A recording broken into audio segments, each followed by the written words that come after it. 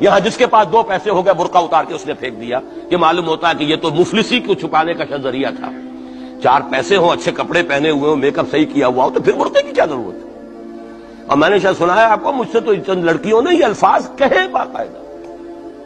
میں جب پریکٹس کرتا تھا لاہور میں کرشن نگر میں، تو ایک گھرانے کی، اور مجھے معلوم ہوا کہ ان کے والد انتہائی نیک تہجد گزار، کئی لڑکیاں تھی بہنیں ایک ہی تقریباً عمر، کبھی وہ آتی تھی کلینک میں میرے تو برقعے سمیت، کبھی آ رہے ہیں تو بغیر برقعے کے۔ میں نے پوچھا یہ کیا تماشا ہے آپ لوگوں کا، کبھی بغیر برقعے کے کبھی برقعے سمیت۔ صاف جواب دیا، ڈاکٹر صاحب جب ہمیں کوئی میک اپ کرنے کا، کپڑے بدلنے کا موقع نہیں ملتا تو ہم برقعہ پہن لیتے ہیں، اور جب ہمیں موقع ملتا پھر ہم برقعہ کائے کو پہنتے۔ تو گویا کہ اس کو چھپانے کا ذریعہ برقعہ ہے کہ کپڑے میلے ہیں، میک اپ نہیں کیا تو لہذا برقعہ پہن لیا۔ یہ ہے حال پاکستان میں اسلام کا جو ہم نے بنایا ہے۔